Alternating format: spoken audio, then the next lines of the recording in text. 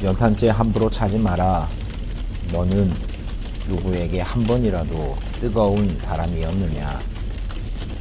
시와 함께 떠나는 시편의 여행, 하루 한 시. 안녕하세요. 시와 함께 떠나는 시편의 여행 5번째, 여러분들과 함께 만난 이동현 목사입니다. 여러분들 잘 아시는 중국의 대문호 루신이 1924년 자신의 이야기들을 쓴 책이 있습니다. 그 책의 제목은 조화석습이라는 책입니다. 그냥 그 말 그대로의 의미는 아침에 떨어진 꽃을 저녁에 줍다 라는 의미인데요. 그 안에는 여러 가지 깊은 의미가 담겨 있다고 합니다. 떨어진 꽃일지라도 그 꽃의 아름다움과 향기를 취할 수 있는 여유를 가져라 라는 의미도 있지만, 또 진짜 더 깊은 의미는 아침에 일어난 어떤 상황에 대해서 극단적으로 대응해서 처리하기보다는 저녁까지 좀 느긋하게 기다렸다가 판단하고 그리고 현명하게 처리하라 라는 그런 의미가 있다고 하더라고요. 어느새 우리는 늘 분주하게 살아가는 빨리빨리라는 말이 너무나도 익숙한 시대를 살아가고 있습니다. 여유로움이 느림이라고 하는 말로, 현명함이 게으름이라는 말로 표현되고 있는 이 시대에 늘 분주한 여러분에게 이 하루 한 시가 잠시 쉬어가면서 여러분의 삶의 이야기들을 깊게 생각하고 하나님의 은혜를 생각할 수 있는 그러한 쉼이 되시기를 바랍니다.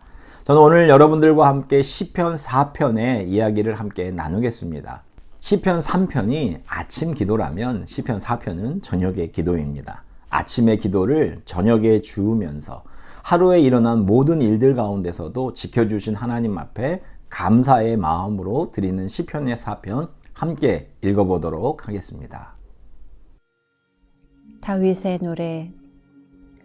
의로우신 나의 하나님, 내가 부르짖을 때에 응답하여 주십시오.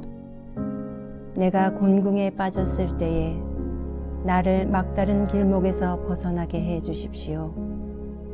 나에게 은혜를 베푸시고 나의 기도를 들어 주십시오.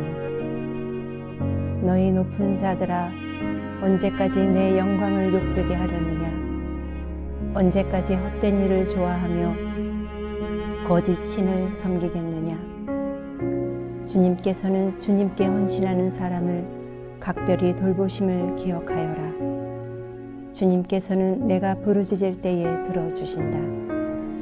너희는 분노하여도 죄짓지 말아라. 잠자리에 누워 마음 깊이 반성하면서 눈물을 흘리라. 올바른 제사를 드리고 주님을 의지하여라. 수많은 사람이 기도할 때마다 주님, 우리에게 큰 복을 내려 주십시오. 누가 우리에게 좋은 일을 보여줄 수 있을까 하며 불평하는 사람이 많이 있습니다. 그러나 주님, 주님의 환한 얼굴을 우리에게 비춰 주십시오.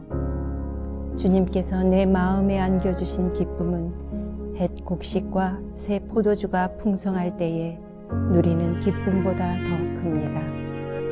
내가 편히 눕거나 잠드는 것도 주님께서 나를 평안히 쉬게 하여 주시기 때문입니다.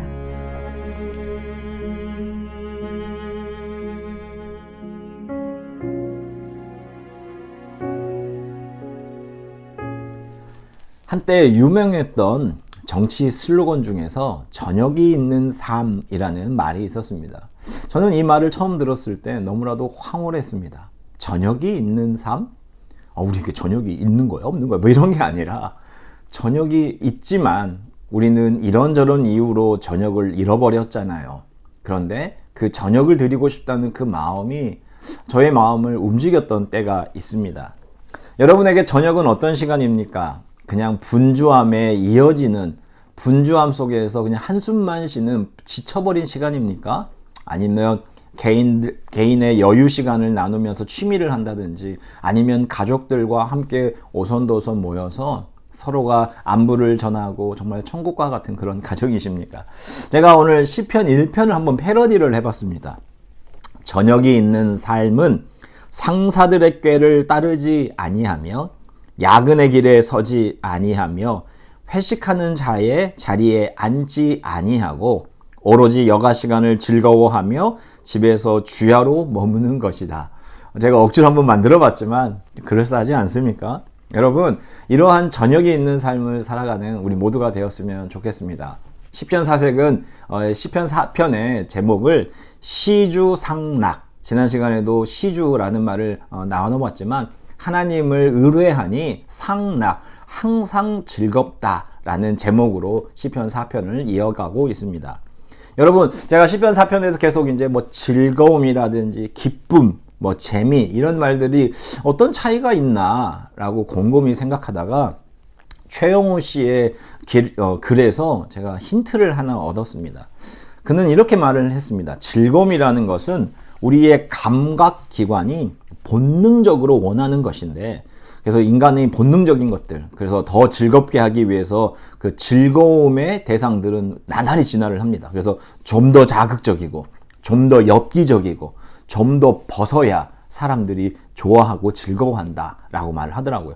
그런데 기쁨은 그와는 좀 다르다고 합니다. 기쁨은 우리의 내면에서부터 이렇게 올라오는 어떤 기운이 뿜어져 나오는 현상인데요. 어떤 근원, 내 안에 어떤 그 기쁨의 이유가 있어서 그것이 안에서부터 밖으로 드러나는 것이 기쁨이다라는 말을 쓰더라고요.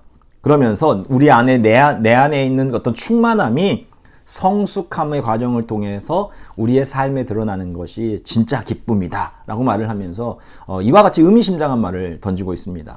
따라서 나의 영혼을 팔아서 얻는 즐거움으로 재미있는 사람이 아니라 내 안에 계신 주님을 기뻐함으로 재미있는 사람이 되자.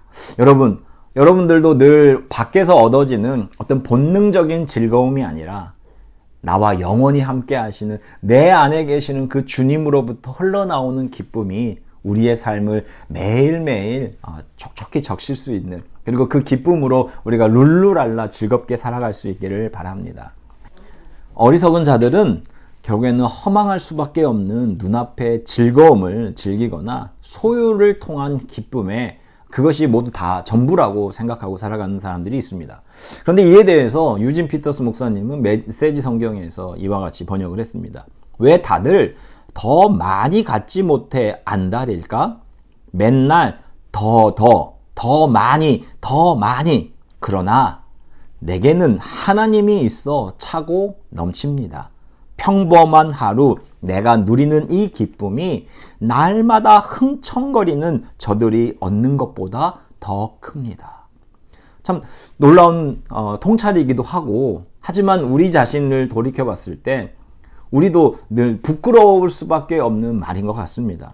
왜 다들 더 갖지 못해서 안달일까? 맨날 더 많이. 그러나 내게는 하나님이 있어 차고 넘친다는 이 고백이 우리의 고백이 되었으면 하는 마음이 같습니다. 외부의 어떤 것으로 나를 채우기보다는 내 안에 계시는, 세상이 줄 수 없고 세상이 빼앗을 수 없는 그 하나님이 주시는 기쁨. 그래서 나태주 시인은요, 그런 기쁨을 가난한 마음이라고 말을 하더라고요. 가난한 마음은 우리가 뭐 궁핍한 이런 삶에서 오는 마음이 아니라 그냥 작은 것들, 오래된 것들, 흔한 것들, 일상적인 것들 속에서 그것을 사랑하고 아끼는 마음들을 가난한 마음이라고 하고요. 그 가난한 마음 속에서 들려오는, 그리고 퍼져나오는 기쁨이 진정한 기쁨이 아닐까라고 우리에게 묻고 있습니다. 여러분들 혹시 까르페 디엠이라는 말을 많이 들어보셨을 것입니다. 뭐 현재를 잡아라, 현재를 즐겨라, 현재에 충실하라, 뭐 이런 라틴어인데요. 이 까르페 디엠이라는 말은 언제나 함께 따라오는 말이 있습니다. 잘 아는 메멘토 모리, 죽음을 기억하라 라는 말과 항상 연결이 된다고 하더라고요. 17세기의 네덜란드에서는 바니타스 정물화라고 하는 그런 풍이 유행을 했습니다. 바니타스라는 이 말도 라틴어인데 그냥 허무 아니면 허영이라는 단어입니다. 그래서 이 바니타스 정물화에는요, 아름다운 정물도, 살아있는 정물 옆에 항상 해골이나 죽음을 상징하는 것들을 함께 그림에 담았다고 하더라고요. 바니타스, 인생이 허무한 이유는 우리에게는 죽음이라는 것이 있기 때문에, 죽음 앞에 허무하게 무너질 수밖에 없는, 너무나도 쉽게 사라져버리는 우리의 인생 앞에서 여러분들이 현실을 충실하라 라는 의미를 그와 같은 그림으로 표현을 했다고 합니다. 해골만큼 죽음을 강하게 드러내는 것은 없으니까요. 여러분들, 우리는 죽음을 기억하는 자들, 우리가 죽음에 대해서 늘 마음속에 생각하는 자들은 지금 이 시간 신이 주신 지금 이 순간 나와 함께하는 이들 또한 나에게 주어진 모든 것들에 대해서 진정한 기쁨을 찾을 수 있지 않을까라는 생각을 하게 됩니다. 오늘 이 시편을 이해하는 데 중요한 것이 바로 이 기쁨이라는 단어입니다. 우리의 삶 속에서 때로는 죽음을 기억함으로 말미암아 오늘 이 시간 나에게 주어진 현재, 하나님께서 나에게 주신 모든 것들을 기억하고 그것에 충실한 삶을 살아가는 기쁨, 그렇기에 저와 여러분들을 막을 수 있는 것은 아무도 없을 것입니다. 4편의 1절에서는 이렇게 번역을 했습니다. 나의 의의 하나님이여 내가 부를 때 응답하소서. 곤란 중에 나를 너그럽게 하셨사오니 내게 은혜를 베푸사 나의 기도를 들어주십시오 라고 개정개혁에서는 번역을 했습니다. 나의 기쁨이 어디서 오는가? 여러분, 오늘 시편의 시인은요, 나의 기쁨은 나를 의롭게 여겨주시는 하나님, 나의 삶을 두루두루 관찰하시며 나를 인정해 주시는 하나님. 우리 계속해서 시편을 저와 함께 따라오신 분들은 잘 알 거예요. 하늘을 우러러 한 점 부끄럼 없는 삶을 살아가는 나를 향해서 너는 내 아들이라, 너는 내 왕이라고 인정해 주시는 그 의로우신 하나님을 내가 신뢰하기 때문에 우리는 기뻐할 수 있는 건데요. 그 기쁨 속에서 뭐라고 말하냐면 곤란 중에, 많은 어려움 중에서 나를 너그럽게 해달라라는 말을 합니다. 여러분, 이 너그럽다는 말 얼마나 의미심장한 말입니까? 새 번역에서는 이거를 나를 막다른 길목에서 벗어나게 해주세요 라고 번역을 했습니다. 제가 존경하는 목사님 한 분의 설교에 이런 대목이 있어서 제가 그대로 가져와서 읽겠습니다. 나이가 들어도 여전히 땡감처럼 사는 이들이 있습니다. 그들은 좀처럼 단맛을 품지 못합니다. 날이 갈수록 고집스러워지고 자기중심적이고 사소한 일에도 화를 냅니다. 아름답게 나이가 들어가는 징표는 너그러움 혹은 여백이 많아지는 것입니다. 여백이 많은 사람은 일종의 안식일과 같아서 그를 만나고 나면 숨이 제대로 쉬어집니다. 겉사람 꾸미는 장식들은 늘어나지만 속사람 성장이 멈춰버린 사람들을 보는 것은 고통입니다. 우리들 속에 있는 하나님의 형상이 깨어나야 하는 것은 그 때문입니다. 라는 설교의 본문입니다. 여러분, 너그러워진다는 것, 그것은 넓어지는 것이고요. 우리의 곤란 앞에서 정말 나를 막고 있는 막다른 골목으로 몰아가고 있는 상황 속에서 우리가 벗어나는 것입니다. 우리가 그런 얘기 많이 하잖아요. 어떤 어려움들이 우리에게 계속해서 닥쳤을 때 우리가 판단이 좁아진다. 우리가 삶의 여유가 없어진다 라는 말을 합니다. 여러분, 그때 어떻게 됩니까? 우리 생각이 여유가 없어지고 판단이 좁아지면 우리의 마음이 늘 막 왔다 갔다 하면서 실수도 많이 하고, 그리고 그 상황에서 우리는 낙담도 많이 하게 됩니다. 그러나 넓어진다는 것은 마치 혈압약을 어떻게 돼요? 그 혈관이 넓어지거든요. 넓어짐으로 인해서 혈류가 서서히 온몸으로 퍼져나가잖아요. 그와 같이 의로우신 하나님, 나를 인정해 주시고 나와 함께 하시는 하나님을 믿는 사람들은 너그러워지고 넓어지고 막다른 골목에서도 벗어날 수 있는 여유와 기쁨이 그 안에 있다라는 말이 오늘 1절의 말씀입니다. 여러분, 헤세드의 하나님, 변함없는 사랑으로 우리를 의롭다 해주시는 그 하나님, 세상 그 누구도 나를 이해하지도 못하고 그 누구도 나에게 사랑하지 않아도 나를 영원히 버리지 않으시고 사랑하시고 인정해 주시는 그 하나님 한 분만으로, 그 하나님을 빼앗기지만 않는다면 우리는요, 어떤 막다른 골목에서도 벗어날 줄 믿습니다. 침묵이라고 하는 소설로 유명한 엔도 슈샤크는 이런 말을 했습니다. 인간이 모두 아름답고 강한 존재는 아니다. 천성이 소심하거나 약한 성격의 사람도 있다. 하지만 이 약하고 소심한 자가 자기 약점을 등에 지고도 전심전력을 다해 아름답게 산다는 것이 얼마나 훌륭한가라고 그의 책에서 말을 하고 있습니다. 시편의 화자는요, 단순히 용상 위에 앉아서 근엄하게 여봐라 하는 그런 왕이 아닙니다. 우리처럼 어떤 상황 속에서도 금세 낙심할 수밖에 없고 금세 즐거움과 기쁨이 빼앗길 수밖에 없는 한 사람입니다. 그런 나약한 사람이지만 어떻게 보면 자신이 가지고 있는 수많은 약점을 등에 지고 살아가는 사람이지만 하나님을 믿음으로 말미암아 그는요 이겨나가게 됩니다. 저도 사실은 매우 소심한 사람이거든요. 늘 약한 사람입니다. 그래서 스스로를 자책할 때도 많고 생각이나 판단들이 좁아질 때가 많은데 그때마다 하나님 앞에 나아가서 기도할 때 주여, 이 정말 호흡이 긴 이 주여 한마디만으로도 나의 그 혈관을 막고 있던 여러 가지 찌꺼기들이 그냥 싹 사라지는 느낌을 가질 때가 있습니다. 여러분들을 마치 골목으로 몰아가는 그런 어려움들이나 아니면 여러분들을 자꾸만 쪼이는 것들이 있다면 오늘 이 시편의 저자와 같이 주님 앞에 나아가서 주님이 나를 인정해 주시고 주님이 나와 동행하시니 나는 어떤 삶 속에서도 정말 오늘 이 저녁 주님과 함께 편하게 자겠습니다 라는 고백이 있었으면 좋겠습니다. 제가 오늘 시편 4편을 묵상하면서 여러분에게 소개시켜 드릴 시는요, 김기택 씨의 겨울새라는 시입니다. 여러분 한번 영상을 통해서 이 시를 읽고 오도록 하겠습니다. 겨울새 김기택. 새 한 마리 똑바로 서서 잠들어 있다. 겨울바람 찬 허리를 찌르며 지나가는 고압선 위. 잠속에서도 깨어있는 다리의 균형. 차고 뻣뻣하게 굳어지기 전까지는 저 다리는 결코 눕는 법이 없지. 종일 날개짓에 밀려가는 푸른 공기는 퍼져나가 추위에 한껏 나를 세운 뒤 밤바람이 되어 고압선을 흔든다. 새의 잠은 편안하게 흔들린다. 나뭇가지 속에 잔잔하게 흐르던 수액의 떨림이 고압선을 잡은 다리를 타고 올라온다.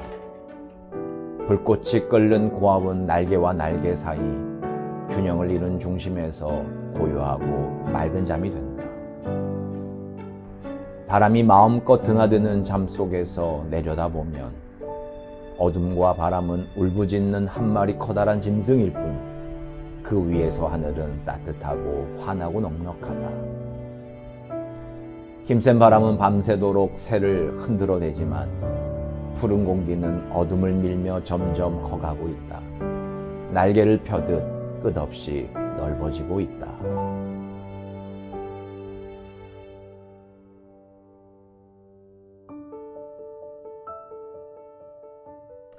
어떠셨습니까? 겨울새 생각만 해도 뭔가 추워 보이고 위험해 보이지 않습니까? 겨울날 정말 찬바람이 쌩쌩 부는 그날 고압선, 높은 전압이 흘러가는 그 고압선 위에 앉아있는 가느다란 다리의 새. 오늘 시인은요, 목숨을 건 위태로운 삶을 살아가는 그 새를 통해 우리의 모습을 바라보고 있습니다. 허공 속에서 고압 전기가 흐르는 그 선 위에 버티는 가냘픈 다리. 여러분들 우리의 삶과 비슷하지 않습니까? 그러나 그 중에서도 긴장과 집중이 보이고 있습니다. 시인은 균형과 중심의 그 아름다움과 괴로움을 동시에 읽었다는 한 평론가의 글을 읽은 적이 있습니다. 균형, 중심, 흔들릴지언정 중심을 잡고 잠을 자는 겨울새. 시인은 마치 스스로가 새가 되어서 그 고요하고 맑은 잠에 청하는 그 마음을 우리에게 표현하고 있습니다. 어떤 그 힘센 바람조차도, 어떤 고압의 전기조차도 그 한 마리의 연약한 새를 이길 수 없습니다. 우리도 마찬가지입니다. 우리는 겨울새와 같습니다. 그러나 하나님께서 우리를 함께 하시고 그 하나님을 믿음으로 말미암아 우리는 흔들릴지언정 떨어지지 않고, 우리는 비록 좁아질지언정 그것으로 우리의 삶을 마치지는 않습니다. 한 가지의 고통 때문에 여러분의 인생 전체를 평가하지 마십시오. 하나의 실패가 우리 인생의 실패를 만들지는 않습니다. 그렇다고 해서 하나의 성공이 또한 우리의 인생의 성공을 만들지도 않습니다.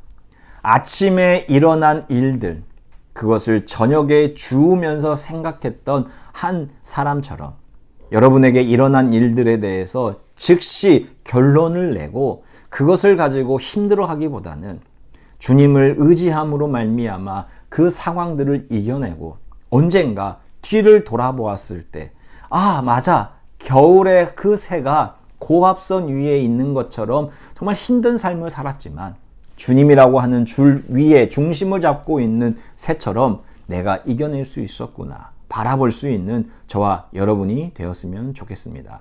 여러분들 오늘은 어떠셨습니까? 이 말씀을 통해 정말 시인의 그 마음 그리고 그 시인의 기쁨이 우리에게 있어지기를 주님의 이름으로 축원합니다. 감사합니다. 다윗의 노래. 의로우신 나의 하나님, 내가 부르짖을 때에 응답하여 주십시오. 내가 곤궁에 빠졌을 때에 나를 막다른 길목에서 벗어나게 해 주십시오. 나에게 은혜를 베푸시고 나의 기도를 들어 주십시오. 너희 높은 자들아, 언제까지 내 영광을 욕되게 하려느냐? 언제까지 헛된 일을 좋아하며 거짓 신을 섬기겠느냐? 주님께서는 주님께 헌신하는 사람을 각별히 돌보심을 기억하여라. 주님께서는 내가 부르짖을 때에 들어주신다. 너희는 분노하여도 죄짓지 말아라. 잠자리에 누워 마음 깊이 반성하면서 눈물을 흘리라. 올바른 제사를 드리고 주님을 의지하여라. 수많은 사람이 기도할 때마다 주님, 우리에게 큰 복을 내려 주십시오. 누가 우리에게 좋은 일을 보여줄 수 있을까 하며 불평하는 사람이 많이 있습니다. 그러나 주님, 주님의 환한 얼굴을 우리에게 비춰 주십시오. 주님께서 내 마음에 안겨주신 기쁨은 햇 곡식과 새 포도주가 풍성할 때에 누리는 기쁨보다 더 큽니다. 내가 편히 눕거나 잠드는 것도 주님께서 나를 평안히 쉬게 하여 주시기 때문입니다.